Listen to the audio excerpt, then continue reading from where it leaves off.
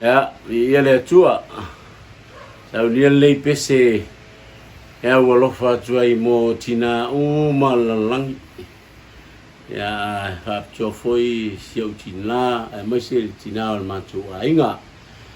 Ya hapcho foi le walofa tu Tinā malava yova I rai.